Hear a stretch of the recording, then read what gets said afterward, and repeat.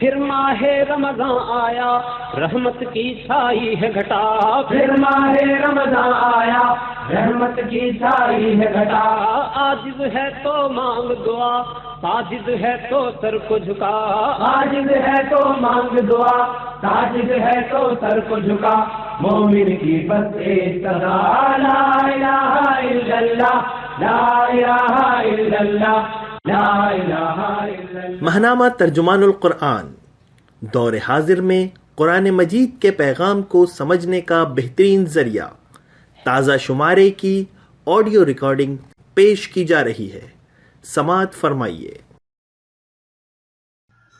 نحمده ونصلي على رسوله الكريم اما بعد فاعوذ بالله من الشیطان الرجیم بسم اللہ الرحمن الرحیم۔ اشارات ترجمان القرآن جون 2017، تحریر ڈاکٹر انیس احمد، آواز مطاہر صدیق چودھری، پیشکش ادارہ اقصی آواز۔ موضوع ہے انتہا پسندی، تعلیم یافتہ نوجوان اور ہمارا مستقبل۔ اپریل 2017 میں پیش آنے والے دو انتہائی تکلیف دہ اور اسلامی تصور عدل اور انسانی اخلاقی اقدار کے منافی واقعات نے انتہا پسندی اور دینی مدارس سے اس کے تعلق کے حوالے سے غور و فکر کے لیے بعض نئے زاویوں کو نمایاں کر دیا ہے۔ اب تک اخباری اطلاعات کے مطابق ناموس رسول صلی اللہ علیہ وسلم کے حوالے سے مردان کی ولی خان یونیورسٹی میں رونما ہونے والے افسوسناک واقعہ میں زور و کوب کرنے اور آخر کار صفاقانہ طور پر قتل کا ارتکاب کرنے والوں میں سے کوئی ایک فرد بھی کسی بھی مذہبی فرقے سے تعلق نہیں رکھتا تھا اور نہ مقتول کسی مسلکی گروہ کا حصہ تھا۔ اسی طرح سندھ کے میڈیکل کالج میں تعلیم پانے والی طالبہ یا اس کے بھائی یا والدین کا کوئی تعلق کسی مذہبی یا انتہا پسند گروہ سے نہیں تھا، بلکہ اخباری اطلاعات کے مطابق لڑکی کا گھرانہ لبرل شمار کیا جاتا تھا۔ زمینی حقائق کچھ بھی ہوں، ملک کے میڈیا اور لبرل حلقوں کا وتیرہ یہ ہے کہ گزشتہ 2 اشروں سے ہر تقریبی واقعہ اور خصوصیت سے ناموس رسالت صلی اللہ علیہ وسلم کے حوالے سے ہر واقعے کا رشتہ مذہبی شدت پسندوں سے جوڑا جاتا رہا ہے، اور تان اس پر ٹوٹتی ہے کہ ناموس رسالت صلی اللہ علیہ وسلم کے قانون کو تبدیل کیا جائے، تعلیمی نصاب سے اسلام کو خارج کیا جائے اور ریاست اور دین کے رشتے پر نظر ثانی کر کے پاکستان کو ایک سیکولر قومی ریاست بنایا جائے۔ ان حالیہ واقعات پر برقی ذرائع ابلاغ اور اخبارات میں صحافیانہ نگارشات میں جن خیالات کا اظہار کیا گیا، اگر ان کا تجزیہ کیا جائے تو مختلف زاویہ ہائے نگاہ ابھر کر سامنے آتے ہیں۔ اولاً اس بات کو اجاگر کیا گیا ہے کہ ملک میں انتہا پسندی اور دہشت گردی کا اصل ذمہ دار مذہب اور مسلکی فرقہ پرستی ہے۔ جب تک اسلام کو یورپی تجربے کی روشنی کے مطابق ایک ذاتی مذہب قرار دے کر زندگی کے تمام شعبوں سے خارج نہیں کیا جائے گا، مذہبی انتہا پسندی اور شدت پسندی کا خاتمہ نہیں ہو سکتا۔ یعنی جس طرح بھی ہو مذہب سے نجات حاصل کی جائے۔ گویا ان دانشوروں کے خیال میں اس وقت جو معاشرتی اور ثقافتی ماحول پاکستان میں پایا جاتا ہے، اس میں اسلام ہماری معیشت، معاشرت، ابلاغ عامہ، تعلیم، عدلیہ ہر جگہ چھایا ہوا ہے، اور یہ مذہبیت ہی ہے جو انتہا پسندی پیدا کرتی ہے۔ تجزیہ اور تحقیق کا دوسرا بیانیہ ان صحافیہ کالموں میں ملتا ہے جو جملہ واقعات کو یکجا کرنے کے بعد یہ کہتے ہیں کہ انتہا پسندی اور شدت پسندی محض مذہبی طبقے میں نہیں ہے، یہ ہر جگہ ہے۔ اعلیٰ تعلیم گاہوں میں ان طلبہ و طالبات کا جن کا آس پاس کا تعلق بھی مذہب سے نہیں پایا جاتا، اپنے اساتذہ کے ساتھ رویہ، اپنے والدین کے ساتھ رویہ، آپس میں گفتگو، سوشل میڈیا پر استعمال کی جانے والی زبان، ابلاغ عامہ پر ہر لمحہ خبر توڑ یعنی بریکنگ نیوز سرخیوں میں مسلسل اور بار بار تشدد کو دکھایا جاتا ہے، اور اس طرح انتہا پسندی ذہن اور شخصیت کا حصہ بن جاتی ہے۔ موجودہ زمانے میں ابلاغ عامہ کے بیشتر ادارے کسی مثبت رویے کی ترویج اور صحت مندانہ سوچ کی آبیاری سے لا تعلق نظر آتے ہیں۔ اس لیے محض مذہبی فکر کے افراد کو الزام دینا درست نہیں ہے۔ ہمارا پورا معاشرہ ہی گھر سے لے کر پارلیمنٹ تک تشدد پسندی کا بدترین نمونہ فراہم کرتا ہے۔ یہ ایک ناقابل تردید حقیقت ہے کہ کسی بھی انسانی معاشرے میں صرف عبرتناک سزاؤں کے نفاذ سے آج تک اصلاح نہیں ہو سکی اور نہ ہو سکتی ہے۔ اسلام خصوصاً اس فکر کے برعکس جو حل پیش کرتا ہے، اس میں سزا کا بھی ایک مقام ہے، لیکن احوال اصلاح کے لیے جو حکمت عملی اسلام نے دی ہے، اس میں مرکزی اہمیت جرم اور اس کے اسباب کے انسداد کو حاصل ہے۔ یہی وجہ ہے کہ وہ اس کے لیے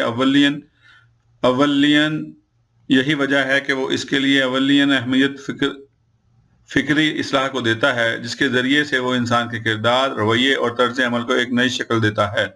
تاریخ شاہد ہے کہ ایسے افراد جو کل تک بیٹیوں کو زندہ دفن کرتے، اپنی خواتین کو اپنی ملکیت سمجھتے اور انتقام کے نام پر مخالف کی لاش تک کی بے رحمتی کرنے پر فخر کیا کرتے تھے، وہی لوگ اسلامی اخلاق کے زیر اثر خواتین کی عزت و عصمت کی حفاظت، عورت اور لڑکی کے عزت و احترام اور قبائلی عصبیت کی جگہ عالمی اخوت و بھائی چارے کے پیغامبر بن گئے۔ یہاں ہمارا مقصود محض یہ نہیں ہے کہ اسلام کی حقیقی عظمت کی طرف اشارہ کیا جائے، بلکہ یہ بھی بتانا ہے کہ اسلام قانون اور سزا کے مقابلے میں تادیب اور تہذیب کے ذریعے تشدد کا انسداد کرتا ہے۔ یہ قانون اپنے ضوابط کو سد راہ کے طور پر استعمال کرتا ہے اور بعض حالات میں سخت سزائیں بھی تجویز کرتا ہے۔ بہر صورت محض سخت سزا دینا یا قوت کا بے محابہ استعمال مسئلے کا حل نہیں ہے۔ کیا امریکہ کی ان 20 سے زیادہ ریاستوں میں جہاں آج بھی قتل کی سزا پھانسی ہے اور زہریلی گیس یا برقی کرسی پر بٹھا کر موت کے گھاٹ اتارنے کی سزا قانون کا حصہ ہے، تنہا اس قانون نے قتل کے واقعات کو ختم کر دیا؟ کیا سخت سزاؤں نے Chicago, Detroit, new York, Washington اور لاس اینجلس جیسے شہروں میں قتل کے روزانہ 20 واقعات کو روک دیا؟ جس کا مطلب یہ ہے کہ تنہا سخت سے سخت سزا بھی کسی جرم سے نہیں روک سکتی، اس کے لیے کچھ اور عوامل درکار ہیں۔ تجزیے کا تیسرا زاویہ بجا طور پر یہ بات کہتا ہے کہ سرکاری یونیورسٹیوں میں تعلیم پانے والے طلبہ میں تشدد پسندی اور دہشت گردی کے ذمہ دار دینی مدارس کے فارغ علماء یا ان کے بعد فتاوی نہیں ہو سکتے، بلکہ دراصل یہ ہمارے درآمد کردہ نظام تعلیم کی ناکامی کی علامتیں ہیں۔ اس نظام میں تعلیم پانے والے اپنی اصل شخصیت گم کر بیٹھے ہیں۔ اخلاقی اقدار سے خالی تعلیم اور بالخصوص گزشتہ 3 اشروں میں لبرل ازم کی تحریک نے انہیں اپنی معاشرتی شناخت سے محروم کر دیا ہے۔ مروجہ تعلیم انہیں حصول روزگار کے علاوہ زندگی کا کوئی اور مقصد نہیں بتاتی۔ دینی تشخص ہی نہیں، وہ قومی تشخص کو بھی صوبائی عصبیتوں کی نظر کر بیٹھتے ہیں۔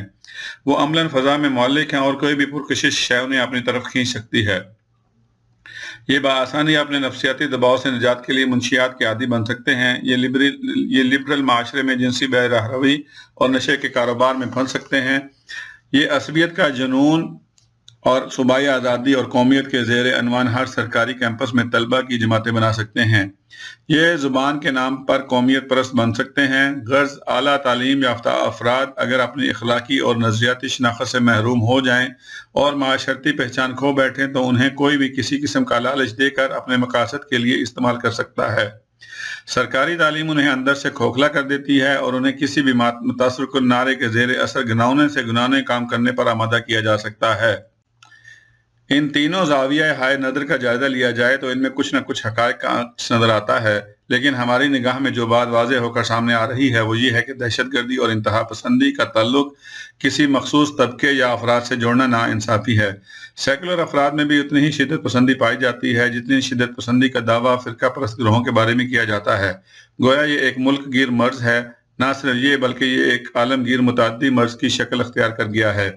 نام نہاد ترقی یافتہ ممالک ہوں یا ترقی پذیر ممالک، سرکاری تعلیم گاہیں ہوں یا کسی خاص مسلک سے تعلق رکھنے والے غیر مسلم یا مسلم افراد، یہ مرض عالمی طور پر سرایت کر گیا ہے۔ اس کے اسباب محض معاشی نہیں ہے، محض غربت نہیں ہے، کیونکہ اعلیٰ تعلیم گاہوں میں طلبہ کی صرف غریب خاندان سے نہیں آتے، اس کے باوجود ان میں بغاوت، سرکشی اور شدت پسندی یکساں طور پر نظر آتی ہے۔ جہاں تک ناموس رسالت صلی اللہ علیہ وسلم کا سوال ہے، یہ ایک ایسا معاملہ ہے جس میں ایک باعمل مسلمان ہو یا بے عمل، اقبال جیسا فلسفی ہو، عالم دین اور قانون کا سمجھنے والا ہو یا محض نسلی مسلمان ہو، یہ ہر فرد کی آپ صلی اللہ علیہ وسلم سے وابستگی ایک حقیقت ہے۔ اقبال نے صحیح کہا تھا، خاص ہے ترکیب میں قوم رسول ہاشمی۔ علامہ اقبال کو جب غازی علم الدین شہید کی پھانسی کی خبر ملی تو ان کا بے ساختہ تبصرہ یہ تھا کہ ایک ترکھان کا بیٹا بازی لے گیا اور ہم باتیں کرتے رہ گئے، جس کا مطلب یہ ہرگز نہیں کہ ایک ایسے ملک میں جہاں پارلیمنٹ اور سینٹ نے متفقہ طور پر ایک قانون بنایا ہو، اس قانون کو نظر انداز کر کے کوئی قانون اپنے ہاتھ میں لے لے۔ اس لیے کہ قانون سے باہر کسی بھی اقدام کو درست قرار نہیں دیا جا سکتا۔ اسلام عدل اور قانون کی حکمرانی کا قائل ہے۔ ایک ملزم کو قانونی ضابطے کے عمل سے گزار کر ہی اس کے جرم کا تعین کیا جا سکتا ہے، اور جب قانون خود تحقیق کے بعد سزا تجویز کرتا ہو تو کسی شہری کو حق نہیں پہنچتا کہ وہ اپنے طور پر بغیر تحقیق کے جس پر چاہے ہاتھ اٹھا لے۔ اس لیے قانون کا احترام پیدا کرنا تعلیم اور نظام عدل کا ایک اہم مقصد ہونا چاہیے۔ انتہا پسندانہ ذہنیت کے محرکات و اسباب۔ انتہا پسندی پر ابھارنے والے عوامل یوں تو بہت ہیں، لیکن ذیل میں ہم صرف زیادہ اہم عوامل کا اختصار کے ساتھ تذکرہ کیا جا رہا ہے جو تعلیم گاہوں اور معاشرے میں اس رجحان کے اور رویے کے بڑھنے کے پیچھے پائے جاتے ہیں۔ ان میں ایک منطقی ترتیب بھی پائی جاتی ہے۔ مروت و مقصد سے خالی تعلیم۔ تعلیم کا بنیادی مقصد تربیت اخلاق یعنی طرز عمل، طرز حیات، طرز فکر اور رویے کو اخلاقی اقدار کے ساتھ ہم آہنگ کرنا اور عملی مثال پیش کرنے کے ذریعے غیر محسوس طور پر رویوں کو تبدیل کرنا ہوتا ہے۔ بہترین تعلیم زبان کی بجائے اپنے عمل سے دی جاتی ہے۔ اگر ایک استاد طالب علم کے ساتھ نرمی، توجہ اور کسی بھی مالی فائدے سے بے نیاز ہو کر رہنمائی فراہم کرتا ہے تو طالب علم میں بھی بے غرضی، طلب علم و تحقیق، تنقیدی فکر اور جذبہ عمل پیدا ہوتا ہے۔ اسی طرح والدین اگر اپنے بچوں کو پیدا ہونے کے بعد شخصیت کے تعمیری دور یعنی اولین 4 سال پنگوڑے سے لے کر پاؤں پاؤں چلنے کی عمر تک مسلسل ٹی وی اسکرین پر آنے والے کارٹونوں میں مصروف رکھتے ہیں تو بچے کے ذہن پر اولین تاثرات ہی اس کے آئندہ طرز عمل کو متعین کرتے ہیں۔ اس کے بولنے، ہنسنے، لوگوں کو تنگ کرنے کے انداز اور خاص طور پر کارٹونوں کے کرداروں سے بے رحمی، چالاکی اور دوسروں کو تکلیف پہنچا کر خوش ہونے کی عادت فروغ پاتی ہے۔ آپ کسی بھی سلسلہ وار کارٹون کا جائزہ لیں تو یہ بات عیاں ہو جائے گی کہ کارٹون کے کردار رحم دلی، نرمی، محبت، خاکساری کی جگہ دوسروں کو چکر دے دے کر بیوقوف بنانا اور تکلیف پہنچا کر خوش ہونا سکھاتے ہیں۔ تشدد کی اولین تربیت اکثر والدین تعمیر شخصیت کے پہلے 4 سال میں اپنی اولاد کو دینے کے بعد کسی پری اسکول میں ڈال دیتے ہیں جہاں بچہ اپنی حقیقی ماں کی ہمہ وقت محبت، توجہ اور فکر سے محروم، فی گھنٹہ اجرت پر کام کرنے والی ایک نگران خاتون کے رحم و کرم پر ہوتا ہے۔ کیا اس طرح بچہ کسی مقصد زندگی، کسی اخلاقی طرز عمل، کسی قربانی کے جذبے یا کسی احترام و محبت کے تصور سے آگاہ ہو سکتا ہے؟ جس نے پیدا ہو کر ماں کی محبت کا مزہ نہ چکھا ہو، کیا وہ دوسروں کے ساتھ امن، رحم دلی، محبت اور بے لوثی سے پیش آ سکتا ہے؟ کیا وہ بڑا ہو کر امن پسند بن سکتا ہے؟ کیا اس کا دین کا علم، قومی زبان پر عبور اور اسلامی تہذیب و روایت سے واقفیت اس درجے کی ہو سکتی ہے کہ وہ دہشت گردی کا مقابلہ کرنے والا صالح، صابر، مستقل مزاج نوجوان بن سکے؟ اخلاقی مفلسی اور قرآن و سنت سے لا علمی۔ اس سے منطقی طور پر وابستہ سوال یہ ہے کہ کیا یہ اسکول یا کالج یا بعد میں یونیورسٹی جانے والا طالب علم اس پورے عرصے میں کبھی کسی ایسے اخلاقی نظام سے گزرتا ہے جس میں قرآن کریم، جس پر اس ملک کی 97% آبادی ایمان رکھتی ہے، اور حیات طیبہ صلی اللہ علیہ وسلم جس کے لیے ہر مسلمان چاہے وہ کبھی عید کی نماز تک نہ پڑھتا ہو، جان دینے بلکہ جان لینے کے لیے تیار رہتا ہے؟ کیا علم و تربیت کے ان 2 اصل اور ابدی گہواروں سے اس کی کوئی واقفیت ہوتی ہے؟ کیا اس نے یا اس کے اسلامیات پڑھانے والے اساتذہ نے زندگی میں صرف ایک مرتبہ ہی قرآن کریم کا اول تا آخر ترجمے کے ساتھ مطالعہ کیا ہوتا ہے؟ اور کیا کبھی اسے یہ بھی بتایا جاتا ہے کہ بلا شبہ یہ کتاب جہاد کو سب سے افضل عمل قرار دیتی ہے؟ کیا اسے جہاد کے مجموعی تصور سے کبھی آگاہ کیا گیا کہ اس کا مقصد انسانوں کو ان کے چھینے گئے حقوق واپس دلانا ہے، انہیں ظلم سے نجات دلانا ہے، فتنہ و فساد کو دور کرنا ہے اور اللہ کی زمین پر عدل، ہمدردی اور محبت کا ماحول پروان چڑھانا ہے؟ اللہ اور اس کے رسول صلی اللہ علیہ وسلم نے جہاں جہاد کا حکم دیا ہے وہاں اس کے فی سبیل اللہ ہونے کی شرط بھی لگائی ہے اور وضاحت کے ساتھ اس کے مقاصد، اسلوب اور آداب کو بھی تفصیل سے بیان فرما دیا ہے۔ نیز یہ رہنمائی بھی فرما دی ہے کہ بحیثیت مجموعی مسلمان فرد اور قوم کے لیے زندگی کی ترجیحات کیا ہیں اور ان کے درمیان ہم آہنگی کا قیام بھی ضروری ہے۔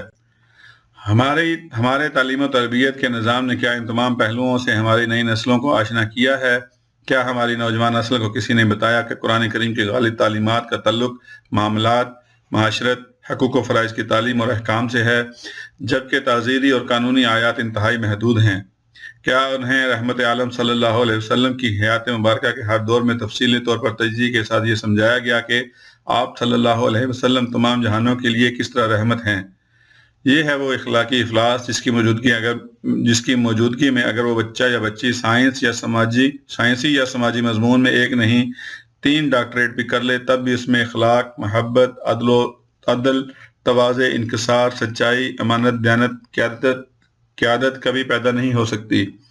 وہ ہوا کے ساتھ اپنا رخ بدلتا رہے گا اور مرغے بادنما بن کر سیاسی اور مادی فائدوں کا بندہ بن کر اپنے آپ کو کامیاب بندہ سمجھے گا۔ اس صورتحال میں وہ کیوں نہ دہشت گرد بنے، क्यों ना उसमें शिदत परस्ती आए। जब इसे कोई मुस्बत नमूना और वो नमूना जिसे कुरान खुद खुल्क अजीम कहता है कभी वाक़फ़ियत हुई, ना उसने कभी शऊरी तौर पर उस अजीम तरीन हस्ती जिस पर मेरे माँ बाप फिदा हों से फ़िक्री मुलाकात की हो, ना इनके अजीम तर्ज अमल से चंद फूल चुने हों, इसे तो लाजमन दहशतगर्द और शिद्दत पसंद ही बनना चाहिए। फिर शिकवा किस बात का? इस इखलाकी खला का ज़िम्मेदार कौन है? वालिदैन, उसातिज़ा, वज़ारत तालीम से वाबस्ता हर फर्द, स्कूल के निज़ाम को चलाने वाला हर बाबू, मुल्क का हर वज़ीर आज़म, मुल्क का हर सदर जो हल्फ उठाते वक्त इसमें कुरान और सुन्नत के नफाज का अहद करता है, और हर वो सहाफ़ी जो रसूलुल्लाह सल्लल्लाहु अलैहि वसल्लम का नाम लेकर कालम तो लिखता है लेकिन इस मसले के हल के लिए हयात मुबारक की रोशनी में कोई हल तजवीज़ नहीं करता।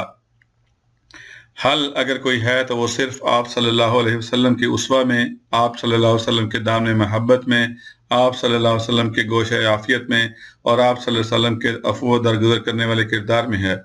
आप सल्लल्लाहु अलैहि वसल्लम के इन दुश्मनों को जिन्होंने पत्थर बरसाए फूलों से नवाजने में है। जब तक वो इखलाक जो कुरान करीम के मुकम्मल तर्जमे के साथ मुताले और मुताले सीरत पाक सल्लल्लाहु अलैहि वसल्लम के मुकम्मल तौर पर जिस्म में खून बनकर गर्दिश करने की शक्ल में ना हो जाए, ये मसला हल नहीं हो सकता। इसका हल सिर्फ और सिर्फ हदायत की इन दो मीनारों से वाबस्तगी में है। जब तक हर पाकिस्तानी बच्चा और बच्ची कुरान करीम को अव्वल ता आखिर तर्जमे के साथ समझ कर ना पढ़ ले और सीरत पाक की कम अज़ कम एक मशहूर किताब का मुतालिया ना कर ले, इस वक्त तक वो जहन नहीं बन सकता जो अपने जज्बात और तासरात को तहम्मुल के दायरे में रखते हुए एक पुरअमन मुसलमान पाकिस्तानी शहरी बन सके। माशरती इस्तेहसाल, जिस माशरे में जुल्म इस्तेहसाल, सुबह परस्ती, फ़िरका परस्ती, बरादरी परस्ती, ज़ुबान परस्ती, गर्ज, शिरक की वो बेशुमार शक्लें जिन्हें कुरान और सुन्नत से रद्द किया गया है मौजूद होंगी, नौजवानों में फितरी तौर पर रद्द अमल पैदा होगा और इस्तेहसाली निज़ाम में जितना इजाफा होगा वो गैर दस्तूरी और गैर कानूनी ज़राए इस्तेमाल करने पर बआसानी आमादा कर लिए जाएंगे। इस मनफी रद्द अमल का इलाज सख्त सज़ाएँ और जुर्माने नहीं, निज़ाम अदल का क़याम है जो कुरान सुन्नत का एक अहम मुतालबा है। जिन माशरों को हमारे पास दानश्वर मिसाल बनाकर पेश करते हैं, इनमें भी जहाँ कहीं जुल्म पाया जाता है वहाँ भी कत्ल, चोरी, डकैती, इज्जत पर हमले और बूढ़ों के साथ जुल्म कम नहीं होता है। वो अमेरिका हो या यूरोप, कहीं भी जाकर देख लें, जराइम के इर्तिकाब में ज़्यादातर वो लोग मुलव्वस हैं जो इस्तेहसाल का शिकार हैं और जिनका मजहब के साथ ताल्लुक बहुत कमज़ोर है। शिकागो, लॉस एंजल्स और न्यूयॉर्क में फ़ी घंटा जराइम के इर्तिकाब का तनासब पाकिस्तान से कई गुना ज़्यादा है। अगरचे वहाँ कोई टीवी हर वाक़े को खबर तोड़ सुर्खी की शक्ल में बढ़ा चढ़ा कर पेश नहीं करता। हमारे दानिश्वर हमारी सदियों की जहनी मरऊबियत के सबब ये समझते हैं कि यूरोप और अमेरिका वगैरह में ही सुख चैन ही है। हमारे दानिश्वर हमारी सदियों की जहनी मरऊबियत के सबब ये समझते हैं कि यूरोप और अमेरिका वगैरह में सुख चैन ही है और नौजवान इस माशरे को जन्नत समझते हुए वहाँ की शहरियत के लिए बेताब रहते हैं। लेकिन ज़मानी हक़ाइक़ बिल्कुल मुख्तलिफ हैं। इनको वही आंख देख सकती है जिसे हक़ की जुस्तजू हो, जो सियासी आज़ादी मिलने के बाद नौ आबादियाती निज़ाम की जहनी और फ़िक्री गुलाम ना हो। इंसानी हकूक़ की पामाली। इस्लाम इंसानी हकूक़ का लंबरदार बनकर उस वक़्त आया जब दुनिया इंसानी हकूक़ की अज़मत को फरामोश कर चुकी थी और यूरोप और अमेरिका तारीकी में डूबे हुए थे। इस्लाम ने हकूक़ इंसानी को महज एक किरारदाद की शक्ल नहीं दी बल्कि कानून का दर्जा देते हुए हकूक़ व फ़राइज़ में शामिल किया। दूसरी जानिब तकरीबन 1000 साल बाद यूरोप और अमेरिका ने आलमी जंग के तनादुर में सिर्फ किरारदाद की हद तक, जिसकी कोई कानूनी हैसियत नहीं, इंसानी हकूक़ पर एक दस्तावेज़ जमीयत अक़वाम में मंजूर की जो आज तक आलमी मसाइल बशमूल इंतहा पसंदी के हल में नाकाम रही है। ये अलग बात है कि बाज़ मुसलमान जो ना अपने दीन को समझते हों, ना कुरान का मुतालिया करें, ना सुन्नत मुतहरा सल्लल्लाहु अलैहि वसल्लम से वाक़फ़ियत हासिल करें और जो ज़ाती मकासद के हसूल के लिए दूसरे इंसानों ख़ुसूसियत से कमज़ोर तबक़ात के हकूक़ पामाल करें, तो उनके सियासी और समाजी किरदार की ज़िम्मेदारी ना किताब हिदायत पर है और ना किताब दस्तूर और ना दीन और रियासत के तल्लुक़ पर। इसकी ज़िम्मेदारी मौसर निज़ाम तरबियत के फ़ुक़दान के साथ जुल्म पर मुबनी इज्तिमाई निज़ाम और मफाद परस्ती से इबारत उस तर्ज हुक्मरानी पर है जो मुल्क कौम पर मुसल्लत है। जब किसी माशरे में इंसानी जान, माल, इज़्ज़त और नस्ल का एहतराम बाकी नहीं रहता और कमज़ोर और ताकतवरों के लिए दो पैमाने बन जाते हैं, हकूक़ इंसानी को पामाल किया जाता है, तो फितरी तौर पर रद्द अमल और इंतकाम के जज्बात पैदा होते हैं और मजलूम और इस्तेहसाल का शिकार फर्द اور مظلوم اور استحصال کا شکار فرد ظالم کو نقصان پہنچانے پر آمادہ ہو جاتا ہے۔ دنیا میں جہاں کہیں بھی اس طرح کی صورتحال پائی جاتی ہے، یکساں نتائج سامنے آتے ہیں۔ ظلم و استحصال کے شکار فرد کو جو ظلم کا شکار رہا ہو، اپنی جان پر کھیل کر کسی بھی دہشت گردی کے کام کے لیے آمادہ کیا جا سکتا ہے۔ زمان و مکان کی قید سے قطع نظر ہمارے اپنے معاشرے میں معاشرتی ظلم کے شکار افراد کثرت سے پائے جاتے ہیں، اور نہ صرف وہ بلکہ ایسے نوجوان بھی جو تعلیم حاصل کرنے کے بعد ملازمتوں کی تلاش میں سرگردہ رہتے ہیں، انہیں بآسانی باری رقوم کا لالچ دے کر دہشت گردی پر آمادہ کر لیا جاتا ہے۔ بعض کو جزوی طور پر دینی حوالے سے اس کام پر آمادہ کر لیا جاتا ہے۔ مسئلے کا حل صرف اور صرف اسلامی تصور عدل اور فلاح کا نفاذ ہے۔ محض قوت کے ذریعے ذہنوں کو تبدیل نہیں کیا جا سکتا۔ لادینیت یا سیکولرزم کی بنیاد دین و دنیا کی تفریق پر ہے۔ اس کا اصل ہدف الہامی ہدایت کو معاشرتی، سیاسی اور معاشی زندگی سے خارج کر کے دنیا کے معاملات محض دنیاوی مفادات کی بنیاد پر استوار کرنا ہے۔ اس کا فطری نتیجہ تو معیشت اور سیاست میں اخلاقی اقدار کے خاتمے اور محض ذاتی، گروہی یا پارٹی کے مفاد کو خدا بنا لینا ہے۔ خود غرضی امیر کو امیر تر بناتی ہے اور معاشرے میں ٹکراؤ پیدا کرتی ہے۔ یہی وجہ ہے کہ دنیا کے جن ممالک میں لادینیت کو اختیار کیا گیا، وہاں طبقاتی کشمکش رونما ہوئی ہے اور غربت کا خاتمہ نہیں ہو سکا۔ مزید یہ کہ سیکولرزم یا لادینیت جہاں کہیں بھی رائج ہوگی، معاشرے کی بنیاد نسل پرستی، عصبیت اور لسانیت بن جائے گی۔ خود پاکستان کی مثال ہمارے سامنے ہے۔ یہاں کے بعض فوجی اور سیاسی فرمانرواؤں نے اپنے ملک کی اصل بنیاد اور مقصد وجود کو نظر انداز کر کے ملک میں عصبیت، فرقہ پرستی اور زبان کے نام پر تفریق کے نعرے بلند کیے اور ملکی یکجہتی کو نقصان پہنچایا۔ قرآن و سنت نے جو تصور دین دیا ہے وہ ملی یکجہتی کا ضامن اور نفرتوں کو دور کرنے والا ہے، جبکہ لادینیت اتحاد کو کمزور کرنے کا ذریعہ ہے۔ ملک میں امن اور میانہ روی اسی وقت پیدا ہو سکتی ہے جب دینی اقدار کو فروغ دیا جائے اور لادینیت کو ختم کیا جائے۔ ثقافتی غلامی۔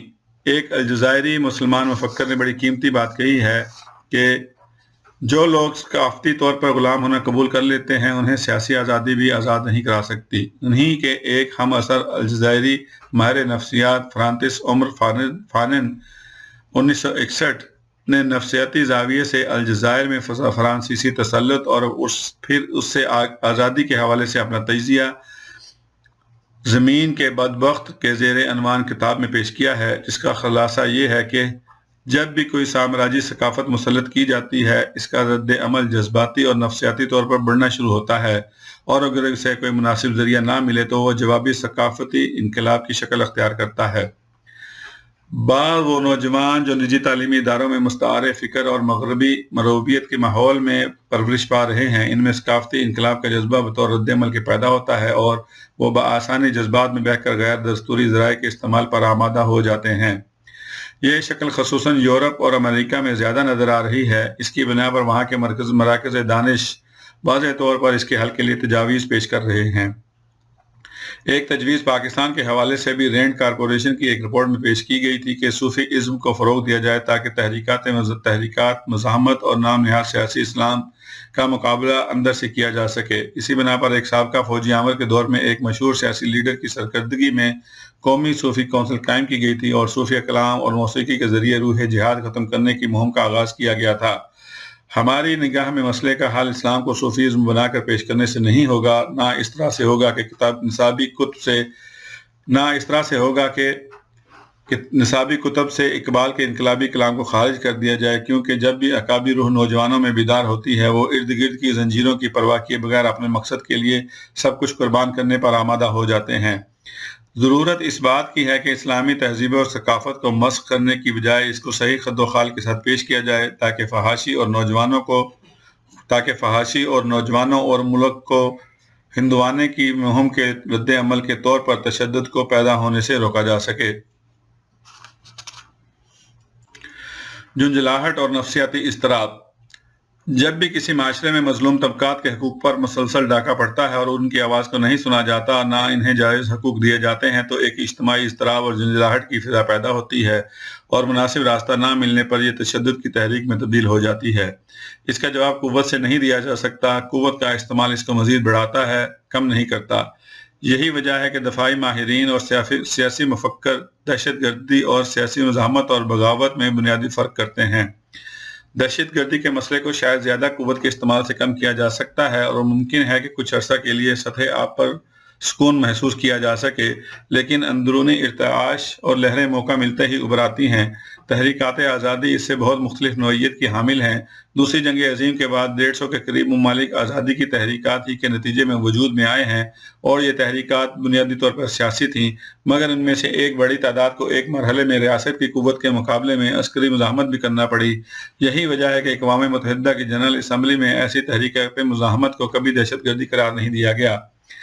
آج کے حالات میں اس کی بہترین مثالیں فلسطین اور کشمیر کی تحریکات آزادی ہیں، جو مقامی جڑوں پر قائم ہیں۔ یہ بیرونی سازش یا امداد کی بنا پر پیدا نہیں ہوئیں۔ فلسطین میں مزاحمتی تحریک عرب ممالک کی غیر ذمہ داری اور عدم دلچسپی کا باوجود مختلف مراحل سے گزرتی رہی، کبھی ایک قومیت پرست سیکولر قیادت کے زیر اثر، کبھی شیعہ ملیشیا کے زیر اثر، کبھی صرف مقامی افراد، مثلا شیخ احمد یاسین کی مزاحمتی تحریک حماس کی شکل میں جو مٹھی بھر افراد اور گولی کے جواب میں پتھر سے شروع ہوئی، لیکن اس تحریک نے اسلامی اہل فلسطین میں ایک نئی سوچ اور اسلام سے وابستگی میں تازگی پیدا کر دی۔ یہی شکل مقبوضہ کشمیر کی تحریک مزاحمت کی ہے۔ سید علی گیلانی کی قیادت میں یہ تحریک آج بغیر کسی بیرونی سہارے کے اسی رخ پر چل رہی ہے جس رخ پر تیونس میں انقلاب بپا ہوا۔ اس کے مقابلے میں دہشت گرد تحریکات عموماً بیرونی طاقتوں کی امداد سے ابھرتی ہیں، جیسا کہ ہم بلوچستان میں دیکھتے ہیں۔ ایسی تحریکات کا مستقل حل بھی محض قوت کا استعمال نہیں ہے۔ مقامی مسائل کو مقامی افراد کو اعتماد میں لے کر حل کرنے سے ہی دہشت گردی ختم ہو سکتی ہے۔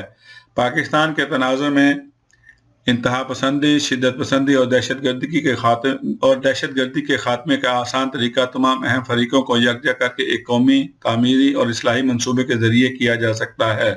البتہ اس کا پہلا اور مؤثر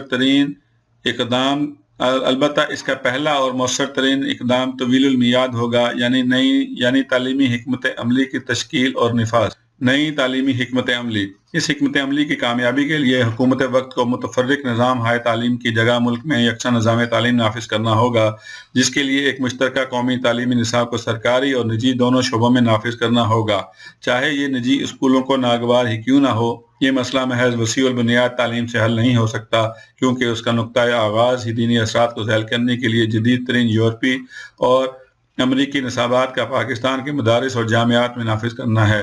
ہمیں ان نصابات کا جائزہ لے کر یہ دیکھنے کی ضرورت ہے کہ جن یورپی ممالک اور امریکہ کے لیے یہ نصاب بنائے گئے ہیں، کیا ان کی قومی ترجیحات، مقاصد، ثقافتی، دینی اور معاشرتی ضروریات اور ہماری ثقافت، نظریہ حیات اور اہداف میں کوئی قدر مشترک ہے؟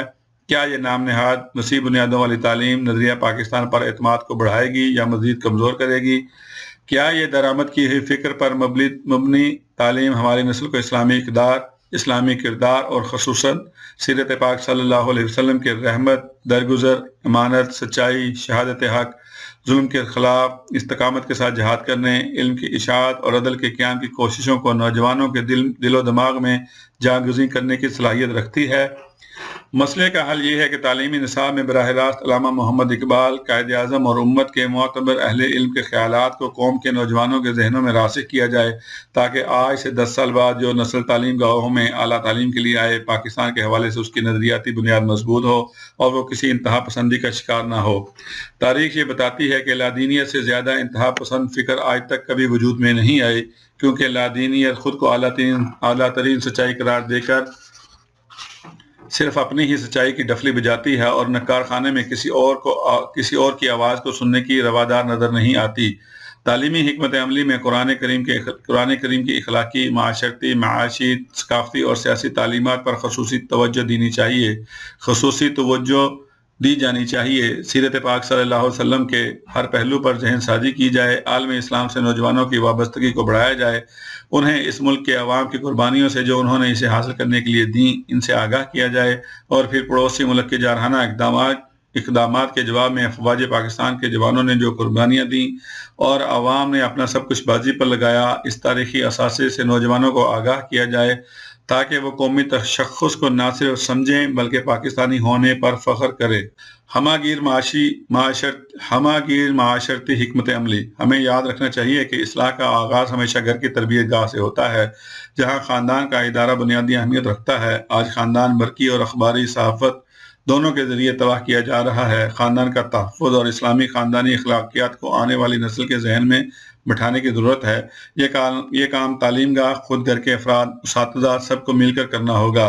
جتنا گھر مضبوط ہوگا اتنا ہی ملک اور قوم مضبوط ہوگی۔ اس وقت بلاغ عامہ اور درسی کتب نوجوانوں کو جو تعلیم دے رہے ہیں، اس میں تاخیر سے شادی کرنا، خاندان کو مغرب کے زیر سر صرف شوہر بیوی اور 1-2 بچوں تک ہی محدود سمجھنا اور باقی سارا وقت کاروبار، گھومنا پھرنا، کھانے کا لطف اٹھانا اور لوگوں سے گپ بازی کرنا وغیرہ شامل ہے۔ ہمیں زندگی کے مقصد اور معاشرتی یکسوئی اور یکجہتی کے لیے بنیادی تصورات کی اصلاح کرنی ہوگی۔ ہمیں استاد کی عزت اور مرتبے کو بلند کرنا ہوگا۔ ایک اجتماعی حکمت عملی کے بغیر یہ کام نہیں ہو سکتا۔ ایک ہمہ گیر حکمت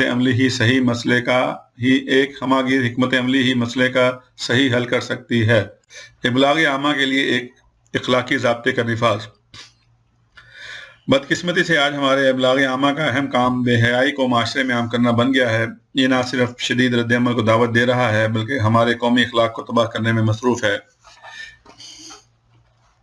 اس کے لیے انتہا پسندی کو جڑ سے اکھاڑنے کے لیے ابلاغ عامہ کے لیے اخلاقی ضابطے کو پوری قوت سے نافذ کرنا ہوگا۔ اس وقت ایک ایسے ملک میں جہاں غیر مسلموں کی تعداد محض 3% ہے، ابلاغ عامہ کی آزادی کے نام پر 20 نجی چینل صرف ہندوازم، عیسائیت اور قادیانیت کی تبلیغ پاکستان کے غیر تعلیم یافتہ عوام میں کر رہے ہیں۔ بھارت سے فحاشی، پاکستان دشمنی اور مہابھارتی تصور کو فروغ دینے والے پروگرام کثرت سے نشر ہو رہے ہیں۔ یہ پروگرام صوبائی عصبیت اور خود مختاری کو اجاگر کر رہے ہیں۔ ہمارے ہاں کے 4 مسلک پرست طبقے اپنے اپنے مسلک کے لیے برقی ابلاغ عامہ کا استعمال کر رہے ہیں۔ صرف ایک مسلک کے 8 سے زائد چینل پاکستان میں دیکھے جا رہے ہیں۔ کیا اس طرح ہم ملکی امن، رواداری، محبت اور یکجہتی پیدا کر سکتے ہیں؟ یہ ابلاغی آزادی ملک کو کس سمت میں لے کے جا رہی ہے؟ کیا اس طرح رواداری، برداشت اور محبت پیدا ہو سکتی ہے؟ قرآنی تصور، میانہ روی و اعتدال۔ حقیقت یہ ہے کہ انتہا پسندی اسلام کے بنیادی اصولوں سے متصادم ایک تصور ہے۔ قرآن کریم نے کسی اور کو نہیں، خاتم النبیین صلی اللہ علیہ وسلم کو، انسان کامل کو، کسی اور معاملے میں نہیں، عبادت کے معاملے میں یہ ہدایت فرمائی کہ وہ عبادت میں بھی اعتدال اختیار کریں۔